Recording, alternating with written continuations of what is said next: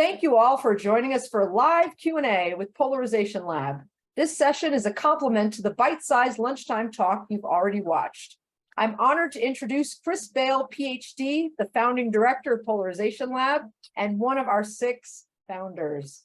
Chris Bail is professor of sociology, political science, and public policy at Duke University, where he founded the Polarization Lab. He studies political tribalism, extremism, and social psychology using data from social media and tools from the emerging field of computational social science. A Guggenheim Fellow and Carnegie Fellow, Chris's writing appears in leading outlets such as Science, Nature, and the New York Times. His widely acclaimed 2021 book, Breaking the Social Media Prism, which you all have been sent, was featured in the New York Times, the New Yorker, and described as masterful and immediately relevant by Science magazine. It also inspired Twitter to implement a major change to its policies designed to counter misinformation and polarization. I don't know if he's blushing yet, but that should happen soon. His 2015 book, Terrified: How Anti-Muslim Fringe Organizations Became Mainstream, received 3 awards and resulted in an invitation to address the 2016 Democratic National Convention. That is actually the book that brought me to Chris's work, along with his visit to Berkeley. Chris is passionate about building the field of computational social science. He is the editor of the Oxford University Press series in computational social science and the co-founder of the Summer Institutes in Computational Social Science, where we all are right now, which are free training events designed to introduce junior scholars to the field that are held concurrently in a range of universities around the world each year, like Howard.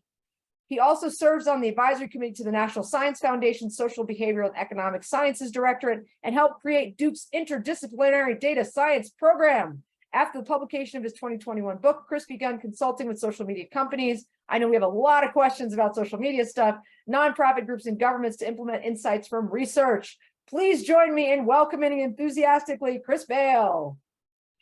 Thank you. Thanks so much, Nanette. You know, if I can just throw some praise back to Nanette, because I'm sure she hasn't done it onto herself enough. I usually, when I visit another site, I usually say something like, oh yeah, we may have started this program, but others made it into something uniquely their own. And in Nanette's case, it's not only that she's created this wonderfully unique and just brilliant site in so many respects, but also she's inspired others to create their own sites. And I don't know if she's told you all about this yet, but she has, I think now 2 or 3 alumni of this site that have gone on to found their own sites. And we don't even give her money anymore because she's so good at raising her own money. So I can't even claim credit for that. So I want to just start out by saying, if you have not yet found the opportunity to thank Nanette, this whole thing is all her. The program is uniquely and wonderfully the result of her own brilliance. So thank you, Nanette, and thanks for that introduction, and thanks for everybody for joining me. I'm excited to meet you all. Thank you, Chris. And I attended Chris's office hours when he came to Berkeley, and we ended up sitting on the steps having smoothies. And I've just smoothies. That's right. I remember that. Yeah. We fought over who paid, and he won because professor. And it's just he's just a wonderful human being alongside being a brilliant scholar and somebody I really admire and look up to. So thank you for joining. Thanks for that. Thanks so much, Nanette. So mutual love society there. Let's jump into some questions. So I'm gonna start out with a few that were submitted by Erica Gatto, who will be with you all next week as one of your research buddies. So Erica from 2022, who's also from Brazil, asks, in your research, you mentioned you try to collaborate with outside organizations such as social media companies, government, and nonprofit organizations. From your experience, which organizations are the most challenging to collaborate with? You don't have to name names, but if you want to, we're here for that. And why? And which of these organizations are easier to collaborate with and why?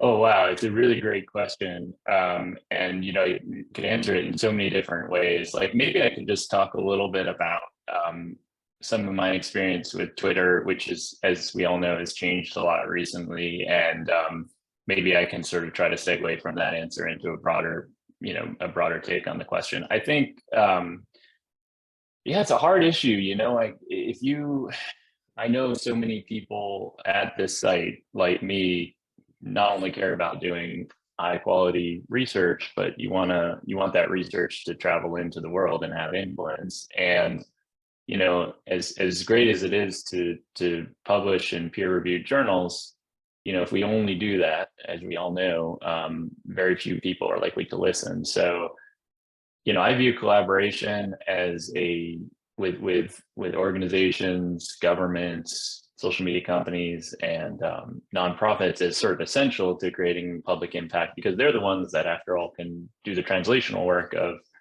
of really putting our research into practice. And I've had I've been fortunate to have a lot of experience working with governments in the US and Europe, and also with most of the main social media companies.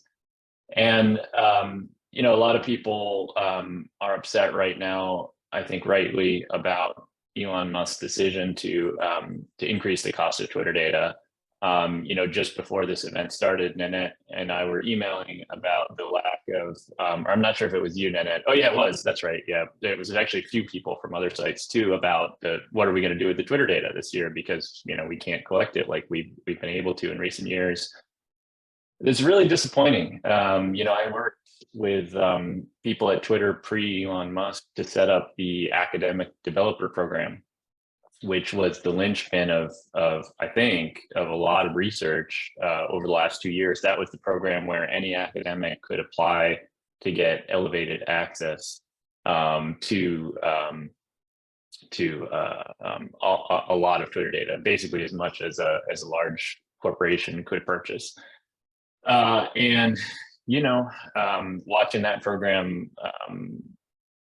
disappear almost overnight was painful for several reasons, but most of all because Twitter was a great democratizer. Like anyone could collect that data and do interesting work with it, I think. And so huge loss. One thing I've learned, just to try to give a broader answer to the question maybe, is when we do this kind of outreach, we have our own concerns as scholars, and those are very often out of step with the realities of a company, which, after all, Twitter's executives, especially now, I guess, have an obligation to deliver profit to shareholders. We might not like that. I don't like it personally, but it does make me keenly aware that if we want to influence them to enact a new program, we have to find the part of the Venn diagram with our interests and their interests that works. And so, that's incredibly limiting. I wish we had more oversight. I wish we had stronger regulation. But until we do, I think trying to find that place in the Venn diagram where you can make an argument that the research you're doing will also help the company, the government, and the nonprofit, that's the part that's extraordinarily difficult. And until you have a lot of conversations inside a company, which of course raises different issues of access, right? How do you even get someone on the phone, by the way, or phone, I don't know, on email, or not email, on Slack, well, I don't even know anymore. But remember our SICSS database. I was just showing some of the folks who were with me just before this larger Q&A section. Remember, if you go to SICSS.io/people, that is a database, a searchable, indexable database of everyone who's passed through the program, started a site, organized a site, and so on and so forth. So if you wanted to find a job at Google, or if you were looking to, try to start some research with Google, put Google in the search bar on our people page, and fairly confident you'll find 10 to 20 people who have passed through the program. So reach out to them. They're aware of this part of the program, and hopefully, would be happy to tell you what they know. That's my advice. So we're going to stay with Twitter. I know Andrea has a Twitter API question. And if others with their hands up have Twitter questions, please write me in the chat box. Let's stay with Twitter for a little bit longer. So my question is really what other factors may be driving the reduction or modification in API access for data sharing for research? I think you in one of your videos, you talked about the reduction in API access. Yeah, great question, Andrea. I also want to add, folks that worried about Twitter, our instructor, Todd, got you all the Twitter data on Kamala Harris for this year. So he's the man. So Cool. prepare yourself for the Twitter. I don't know how he got it. Maybe we're harkening back to yesterday's ethics conversation. Ask him how he got the data. Yeah, it's a great question. I think the short-term answer is that these companies have increasingly realized the value of their data for training AI. That's my main, either that or they think that they can derive profit from selling the data. I think in the case of Twitter, it's a combination of both. I expect we will see a lot of lawsuits from places like Twitter and Reddit against places like OpenAI and Google, which have certainly trained, GPT-3, Bard, and other AI tools using Twitter and Reddit data. I think it's pretty clear. So I think on the one hand, it's a sort of defensive maneuver because companies have realized that they are producing data that has a lot of value for an industry that is arguably like one of the most profitable industries out there right now in generative AI. So that's bad news for us because I think we don't have quite the arguments we used to have, which is basically transparency is good for the company, right? It lets us help the company identify problems or solve problems. And in the case of Twitter, its Birdwatch program was really a community-led or a community-inspired idea enabled by Twitter research.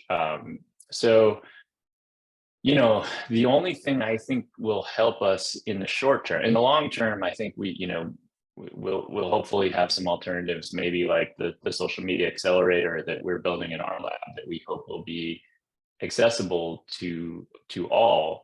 But that'll take us years of fundraising and development. In the shorter term, I think our greatest hope is probably government regulation.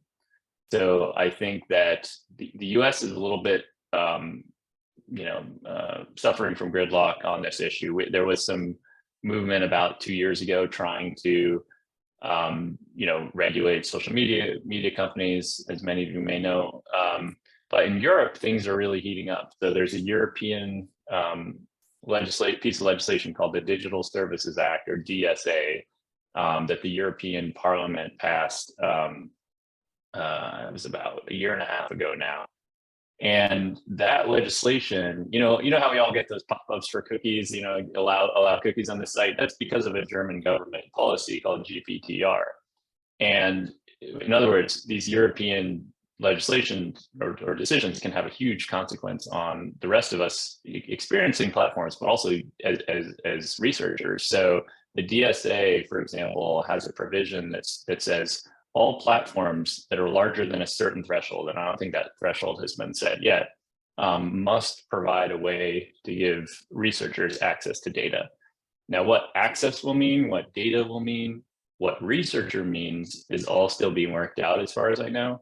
But keep your eyes on that, because I think that's in the short term, that's going to be a mechanism. Whether it will work only for European researchers or American researchers is an open question.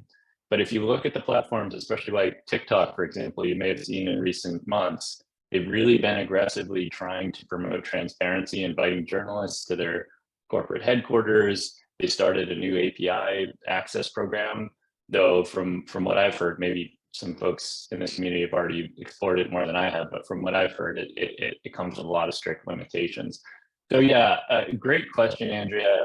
I wish I could say there's a quick fix, but unfortunately, I think we're entering a new era.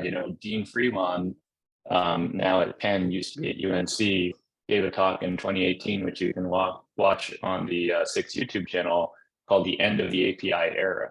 And at the time, Dean was arguing that we were about to lose access to most data. And at the time, the audience of the talk was sort of, maybe not. And Dean was right. He's right. We've lost almost all the data. So it's an interesting talk because it also harkens back to some of the ethical issues that I understand you guys were discussing yesterday. So I highly recommend it. So I'm glad you shouted out Dean Freelon. He's a speaker at our institute this summer.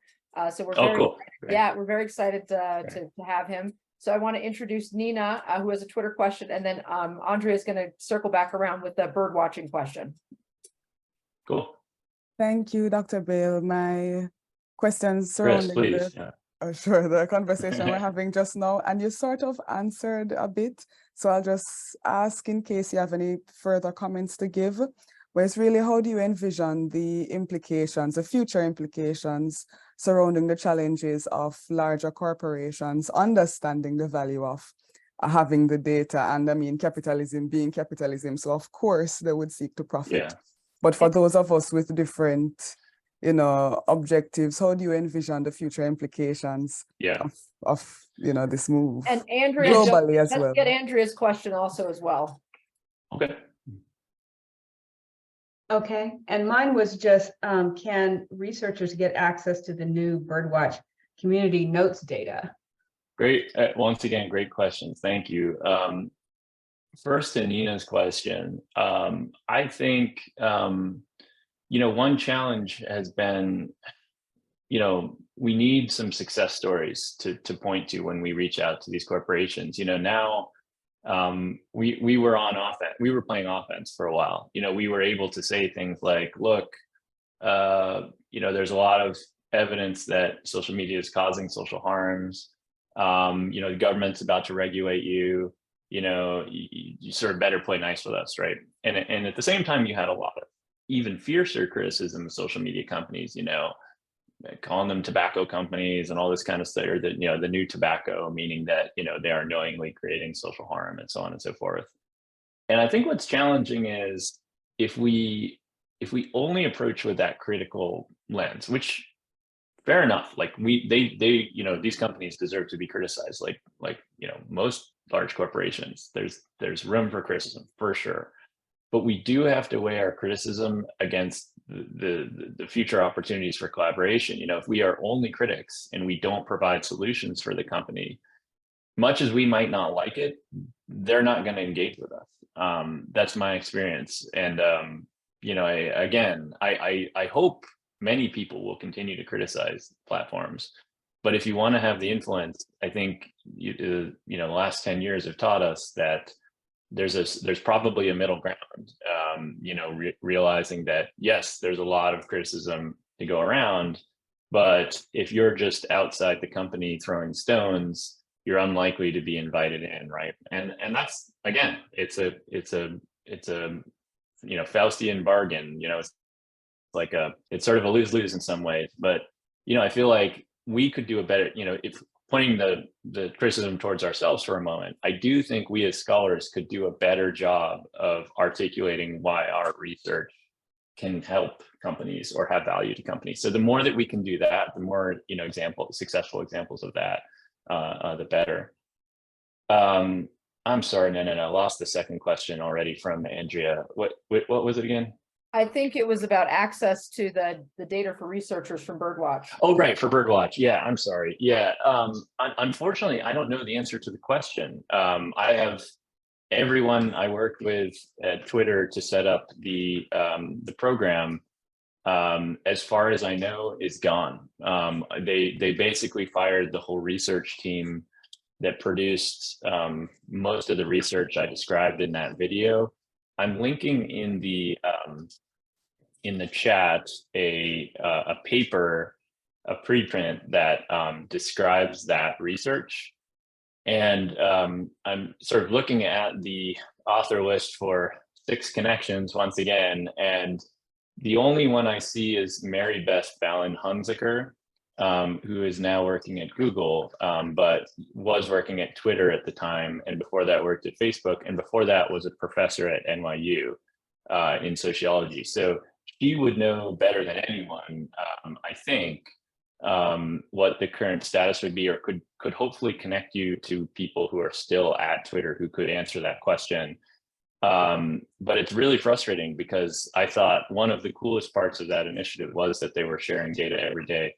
The only other thing I can think of, Andrea, is maybe to reach out to some of the other researchers who were more involved in setting up the Birdwatch program rather than working on the algorithm like we did. So that would be people like Dave Rand at MIT. And some of his students have published a lot with the Birdwatch data. So that might be a good next step. And I wish I had an answer, but I just, you know, I don't. I honestly, I think I know one software developer at Twitter right now, and that's it. So and he wasn't involved, unfortunately. Thanks, Chris. Our next question comes from Hoel. Chris, thank you for being here. Sure, So some of us are on the job market right now, and some of us will be fast approaching it at some point.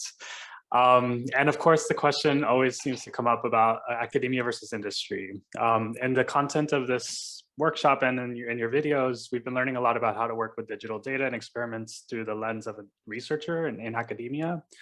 But your work interfaces with social media companies, and I could potentially see the same research being done within the company context.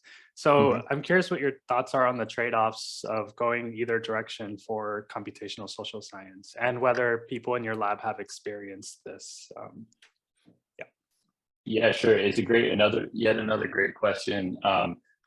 First, I'm going to point you to another resource if you haven't discovered it already. Our Learn Online page on SICSS.io has a searchable index of videos from every single site that has submitted them. So we now have over, I think, 9 days of content from at least 18 different creators.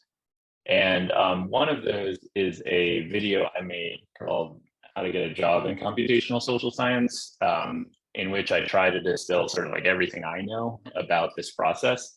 One of the things I say in that video, though, and I'll repeat here, is just that, if, a challenge for professors trying to give people advice on this issue is like, we don't work in the companies, like I have students that have gone through this process, so I can only share what I've learned from my students, which isn't necessarily probably the best, the highest quality information, but just to offer some general thoughts. And again, if you wanted to go deeper, hopefully this video would be interesting or useful to you all. But, there's some pretty substantial differences, obviously, and trade-offs. One thing I would say, right away is, the sort of the great gift of the academic track, speaking of, freedom of intellectual inquiry, like we were just doing criticism of social media companies, is that we can take that position, right? We can hopefully wake up many mornings and say, I want to research X, instead of being told you're going to research Y today. So certainly within companies, there are some positions where researchers have a lot of latitude to do, to start their own research, to work on research, even research for research's sake, which is something that's a relatively new development, I think, in the landscape of social science research outside of academia. However, in most of these cases, one still has to articulate why the research is of value to the company. So if you are interested in mental health and social media, and you're looking to work for one of these companies, the way that you can ask your questions may be constrained by corporate interests, and that's one pretty major factor for me, anyways. The second one is you may not be able to share what you learn with other people. So, it used to be 10 years ago, there was a tradition of sort of publishing a lot of the research that came out of a place like Facebook. And now Facebook, and Twitter and Google do produce a lot of research. I think often it doesn't get read a lot by us academics, but they do put a lot out there, but certainly not everything. And if you can't put it, you also lose the benefit of the scientific community, like other people, producing better science by peer review and by presenting at conferences and stuff like that. So the scope of your research and the size of your community likely diminishes in these settings. And yet, there are many advantages too. You have much more time for research. You're not teaching, you're not writing grants, you're not mentoring students. There's administrative work, to be sure, but it might be less onerous than academic gigs. And of course, things like salary and pay and how that fits into your life position and your needs are another huge factor. So I'm pretty adamant that both paths are great. Talking to students, I think they would say they've led very fulfilling careers in these places. But it is, I always sort of warn people that the grass is always greener, right? Like on both sides of this fence. So, just be mindful of that. There's going to be some trade-offs. There's probably no single position that would satisfy every, intellectual curiosity and life need that you may have. So, apart from that, there's some tips in that video about like how to, when to apply, how to make contacts in companies, things of that nature. But again, the SICSS database, I think is probably a great resource to try to find the people who have made that transition already. And their views on this issue, I would argue, are probably going to be a lot better informed than mine. So it's all secondhand from me. But yeah, work the network. That's the power of this community. So we had Mateo drop in the chat box that he loves a 3-step guide to training computational social science PhD students for academic and non-academic careers by a few people that will be joining us this summer. So Taylor and Tina will be presenting various CSS. Jay Young Kim is a classmate of mine at Berkeley, was our instructor the first year. Great resource. Please check it out. Lots of great resources come out of SICSS. I'm going to hand it over to Gia, who has a question. Hello, Dr. Bale. My question is about, I really want to hear your opinion on ChatGPT. How do you see the role that ChatGPT plays in the research of computational science? And do you observe some ethical considerations researchers should keep in mind when they are using AI technologies such as ChatGPT? Thank you. Yeah, absolutely. Two really great questions. Once again, because our time is limited, I'm just going to drop some resources in the chat as I sort of respond. The first is a working paper that I wrote earlier this summer called "Can Generative AI Improve Social Science?" ? So hopefully, John, that shows that my answer to that question is I don't know yet. I'm in this working paper. I'm trying to lay out what I think are some possibilities, some real exciting opportunities, but also some real concerns. So on the sort of opportunity side, I would argue, there's some really exciting opportunities to use generative AI to potentially simulate human populations in a range of different types of academic research, everything from creating synthetic images to, say, study the effect of skin color on hiring decisions by hiring managers, to using sort of reinventing agent-based models or simulations by having large groups of large language models interact with each other in different environments defined by a researcher. I think both of those are really exciting opportunities. There's also some less, maybe some more routine tasks that I think are going to become easier thanks to large language models. The one that I think I'm most excited about is helping us code documents, sort of reinvigorating a lot of qualitative work. One thing that I described in this paper is that there's now 3 or 4 papers that I think provide pretty good evidence that tools like GPT-4 in particular can produce really high quality coding of documents. Basically what you do is in your prompt to GPT-4, you say, read this code book, right? Like a coding manual you might give to a qualitative researcher who's being assigned a coding task, and then assign the codes to this document. So that's sort of the way that I think this has blossomed. Now, on the negative side, I saw someone, Jacqueline, just linked Noam Chomsky's concerns about ChatGPT. I don't not necessarily agreeing with Professor Chomsky. A lot of the work that you'll learn about natural language processing was sort of defined in opposition to his structural theory of language, which we probably shouldn't get into. But basically, like, I think his concern is that AI will never effectively mimic, human cognition, and that's super interesting and open question, but I think we need a lot more research before we can answer that question. Turning to the negatives though, quickly, because I know we've only got 20 minutes left. There's a lot of them. I think most of us are familiar with the bias, the prejudice, the hallucination, The sort of recursion problem, meaning that if these models begin to learn from themselves, they can produce really low quality information. There's even new evidence they can generate misinformation when they do that. So we don't want to be too Pollyannish about the prospect of this technology. We need a lot of criticism. I think the prejudice and bias is particularly important.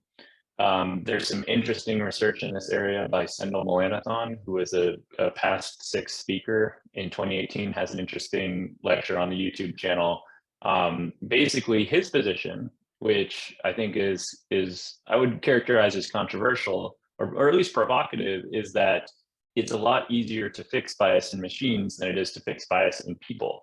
And so he's sort of arguing that, like, if we can identify bias, which is a huge if, right? Because as we all know, bias can be invisible in many ways in many different places. But once we can identify it, it's sort of easier to train it out of an AI than it is in a human. So it's a provocative idea. I encourage you to check out the talk. There's a lot of other points I mentioned in that piece that maybe aren't worth bringing up here. I'm also, I know some of the point of this Q&A is to talk about polarization. I'll just share one other working paper I just finished with another SICSS alumni. You can see the network. There's a theme here. All these things have a SICSS connection. Lisa Argyle, who was one of the early participants in our first site at Princeton, she has been asking how AI could be used to reduce conflict between people for like 6 or 7 years. She's an amazing scholar. She also has a video on the archive that's about using large language models for social science research, so that might also be worth checking out, from Duke last year. And basically, we think in this paper we've shown that GPT-3 can help people in conflict resolution. Specifically Americans talking about gun control, but it's one of what I hope will be many more papers before we can really answer that question conclusively. So a lot of opportunity, but a lot of concern too, from my perspective anyways. So I'm going to turn things over to Beth for another question. And I'd love if you try to also let us know what you think about citing ChatGPT as well. Beth, jump on in. Maybe just a shift a little bit to the polarization research. I'm curious about, so you talked about the behavior around them, how people interacted with the messages, but one thing that I was curious about, and I'm not sure if this was part of the research or not, but anything that you learned about the content of the messages themselves. If you were reviewing the content and any sort of trends or surprises around the kinds of content that had sort of bipartisan support, just in terms of understanding the role of specific content and the polarization and the sort of relationships people have.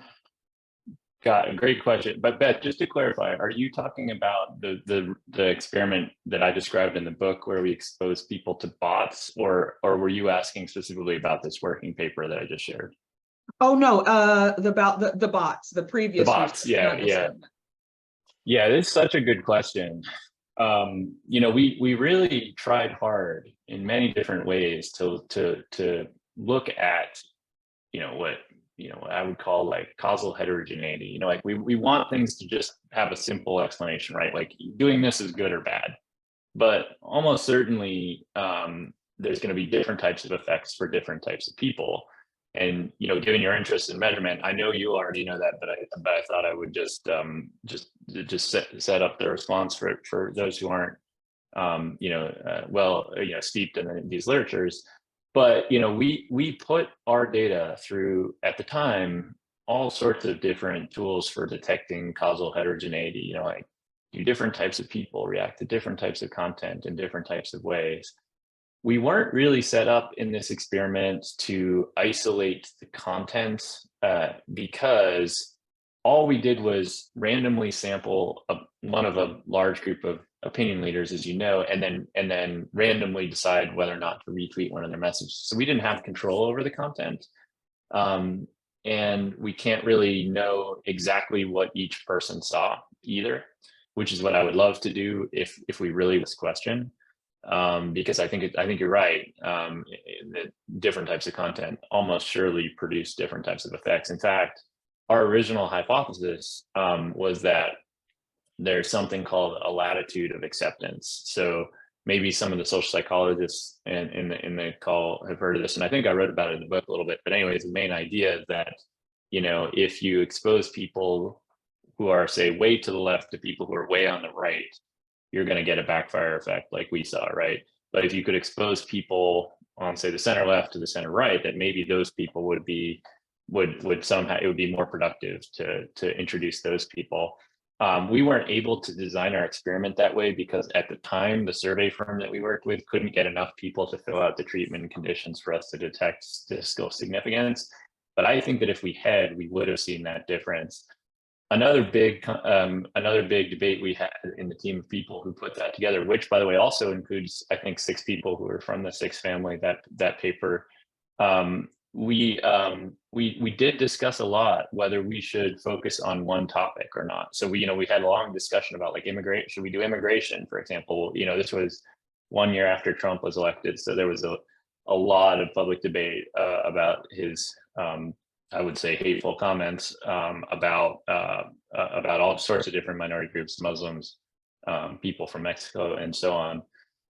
And the challenge there was, at the time, a lot of the natural language processing tools weren't good enough to parse out one type of content from another in a reliable manner that could be automated quickly to make the bots work. So it was sort of a painful decision, and I wish if we could, and I would encourage all of you who might be interested in these types of topics to try to ask these questions. You know, I think they're really good ones, and I hope that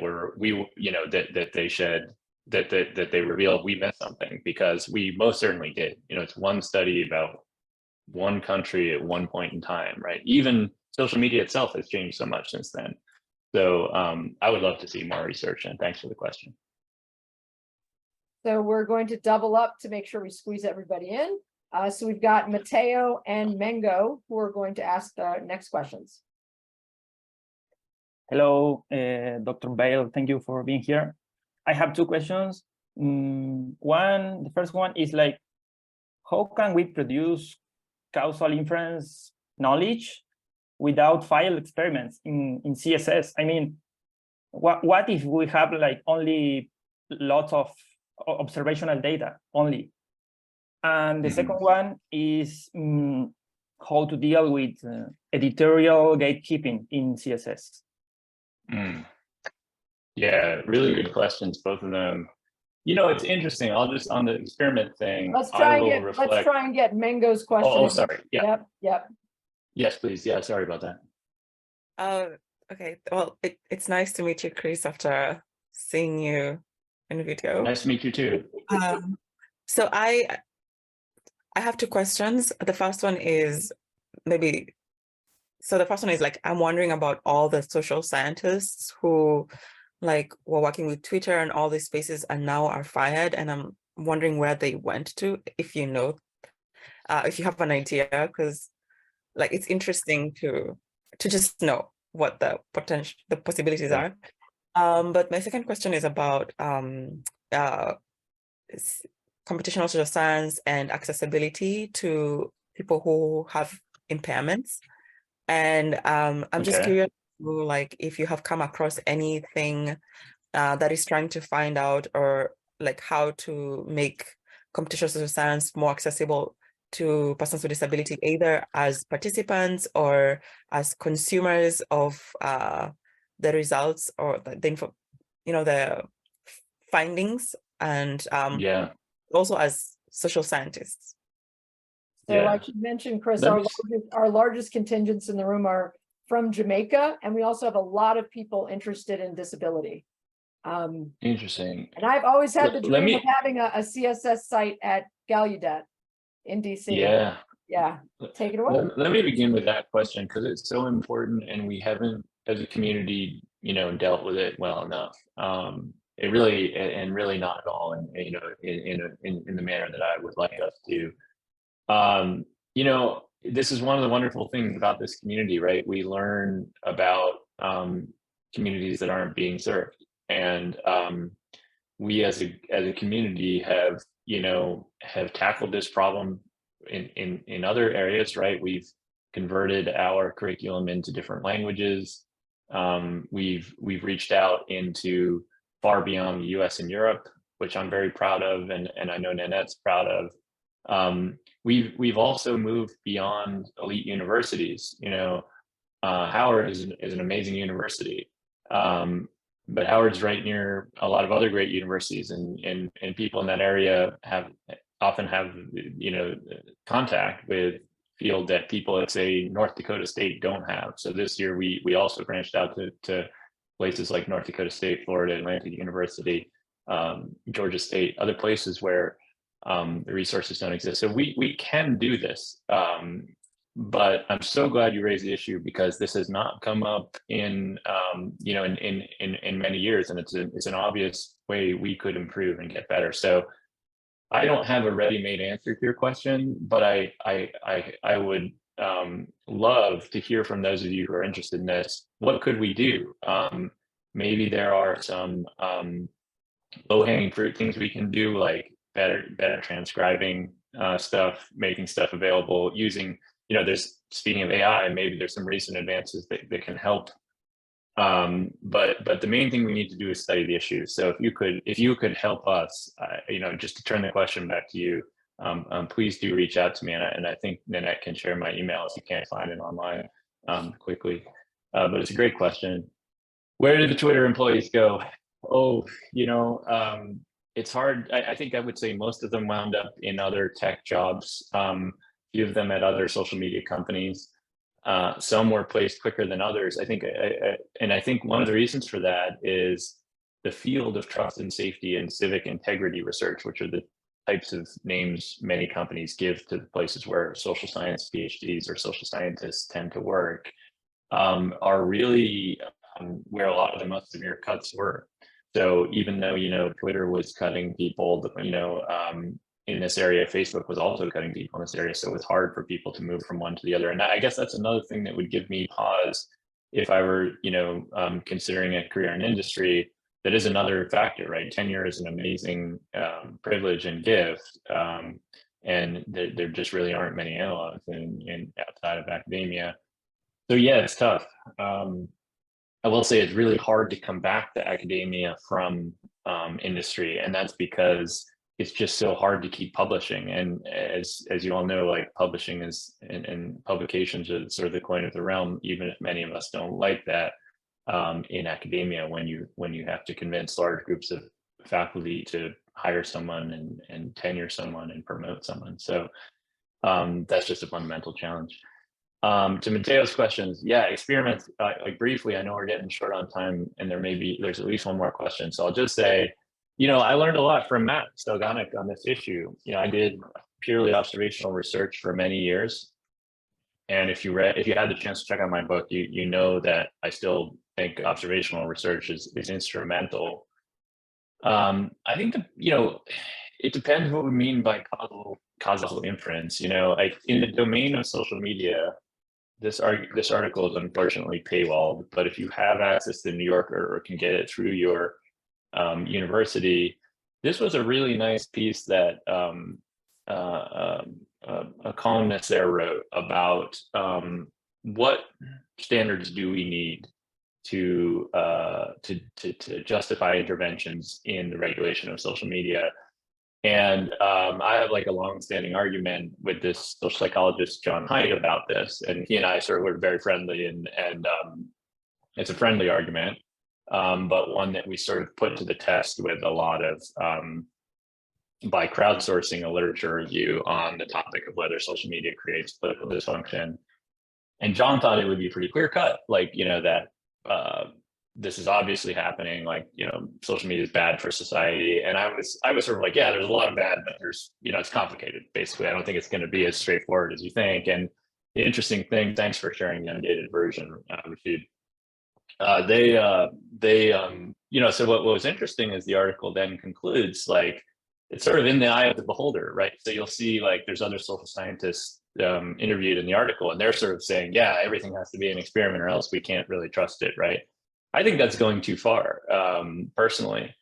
But I do think that, you know, one thing that particularly, you know, watching Matt teach this subject for many years inspired me to get more involved in experimentation is I used to think you really couldn't use experiments to study many interesting issues because, you know, back in the day before there was, you know, before there was computational social science, an experiment was just something you did in a lab with 60 people, right? And it was enormously constraining in terms of what questions you can ask. But that's just changed so much now. So I think and hope that more people, you know, there's a sort of beauty and elegance in experiments. It's not necessarily like harder stats. If anything, it could be easier stats. You know, I think that's another thing that deters a lot of would-be experimental folks. Lastly, gatekeeping, you know, it's a big problem. I think we're still seeing a lot of journal editors select for people from elite institutions. I don't have a great solution for that, except that I'm encouraged by how much preprints seem to be democratizing things. Now, preprints aren't peer-reviewed, but you know, circulating a paper on Twitter is a way to get attention now. And increasingly, we're seeing some of those papers show up in some of these big journals. So, you know, hopefully, I can tell you from talking to editors that they do read, you know, they do read social media, and occasionally they recruit you know, develop a paper with that they saw on social media. So, you know, to the extent that there's, you know, positives of social media for science, this might be one. So James gets the last word. I'm hoping you'll still squeeze in an answer to citing ChatGPT. James, take it away. Oh, yeah, sorry. Yeah. Thank you, Chris. I do have 2 questions. The first of it is, how do you start a SICSS in the US or internationally? And the second one is, knowing that Threads has become the competitor to Twitter, are you having any intentions of reaching out to them about an academic API, since they would want to do everything that Twitter has left off? And so far, I think they have a lot of users. So those are my questions. What do I need to start a SICSS in the US? Yeah. Let's say my school or internationally, and how do I get this support? And then the second one is, are you looking out to Threads to give them this advantage? I think they would want to take it depending on how the argument goes. Thank you. Yeah, thanks so much. Both great questions. I'll answer the second one first. I don't know about Threads. It was my first question. That was one of my first posts on Threads. Are we going to get an academic API? I think there's obvious, you know, we would all love it. I think the problem is it's Facebook, right? And Facebook does not have a great record of sharing data right now. I've heard rumblings that Facebook's open research transparency program, FORT, may be sort of reinvented soon, and that things like public Facebook fan pages could be shared again, like they used to be through Facebook's API. My guess is, the pessimist in me thinks that an academic API is probably low on their wish list, much as I would like it to be high. And that's because they're still working on so many other features, you know. So I think though soon they'll reach a point where they realize that in order to build they can't build all the features themselves. They need third parties to create tools that integrate with Facebook, and that might be our way in to get access to the API. And we could even maybe try some app-based research. I have some lectures on that in the in earlier versions of SICSS and on the video archive if you're interested in learning a little bit more about that if you've not seen that already. This is my favorite question. We do have a long description of the process on this link here, SICSS.io/host. I'll say a few things. We have a link on that page. We have a handbook for organizers, which talks about the process of running one of these sites. I know Nanette will agree with me when I say these things are a tremendous amount of work. So the first thing I often say to people is make sure you understand what you're getting into, and that this is good for you and your career. We all have a lot of goodwill, and it like warms my heart every time someone's like, I want to pay it forward. That's amazing. But I also want it to be good for you and your career too. And, Nanette now has students all over the world. So I think I can say it's been great for her, but I know she would tell you that it's been a tremendous amount of work. So check out the handbook, check out this page that describes the hosting process. The other thing I want to be really forthright about, unfortunately, is that we don't yet have funding to support our grant program in the same way that we did this year, next year. I am working on it each and every day, so I'm hopeful. But I don't know that we will have the same resources to support as many sites. We've had sort of less and less money each year. Unfortunately, we're a bit of a victim of our everybody sort of already, a lot of places have already funded the program. So we will keep trying, and we will certainly hope to support people like you or you yourself. But basically, there's a process of submitting a short application. It's about a page long. It's mostly just answering 6 or 7 questions about where you want to host it, who will be the audience, who you will do it with, and that gets reviewed by our advisory council. And if we have funds, then we make a decision about funding. A lot of people are fortunate to have sponsorship from their own university or through corporations. So as you all know, Mathematica is very generous with this site.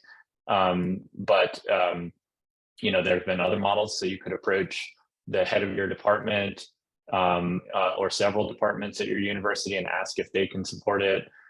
You can look at professional associations. They've supported in some small ways sites. Companies, especially companies that might have an interest in our field. We try to keep we only really require 3 things. One is that it's always free. That's important for access, and that's a principle we just won't bend on.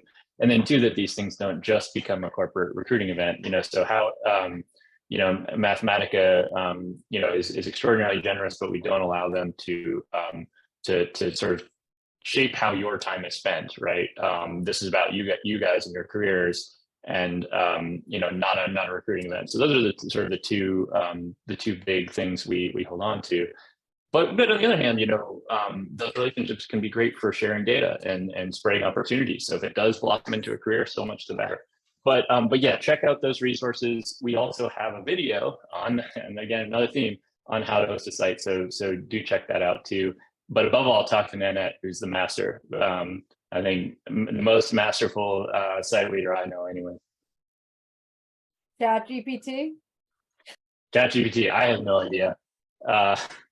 Yeah, I don't know. I mean, it can't, I think some of the Google's models are getting better at finding citations.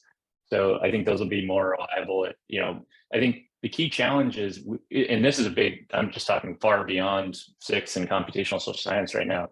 We don't have a reliable way of detecting what is AI generated and what isn't when it's text-based. The best idea I've seen so far is digital watermarking or text watermarking, where basically you give models a list of words that you sort of give the AI an undetectable accent in terms of the words it likes to use. And then you can use an API to count the number of times those words appear. The problem is, as far as I know, and none of this is public, I don't think, but I'm speculating that most of these companies are exploring these things, but we not only need each company to do it, but we also need them all to coordinate together to do it. And that's going to be even harder and require government regulation probably. And so I think the reason we can't figure out whether to cite ChatGPT in the short term is we don't know whether ChatGPT is plagiarizing someone else, right? So I think in the short term, I just don't know the answer to the question. I would say you should probably check any content ChatGPT gives you anyways, and maybe in the process of checking, you'd come up with a better peer-reviewed source. That would be my approach, I think. Before we close, I want to bring our audience's attention to Data Nutrition. They came out of Berkman Klein, and they are working to apply nutrition labels to data. And they have some updates for us. They're one of our lunchtime speakers, so they could be fun to talk to. Now that I've said that, please join me in thanking one of our esteemed co-founders, the founding director of Polarization Lab, and our site friend and a mentor of mine, Chris Bale. It's always a pleasure to spend time with you, Chris. Thanks, Annette. It's so great to meet all of you. And I'm jealous. I wish I could hang out longer. The schedule is just amazing, as always. So I hope you have a great week, and I hope you will stay in touch. Thank you all for watching. For more information on SICSS-Howard Mathematica, visit our website, follow us on social media, and join our email list.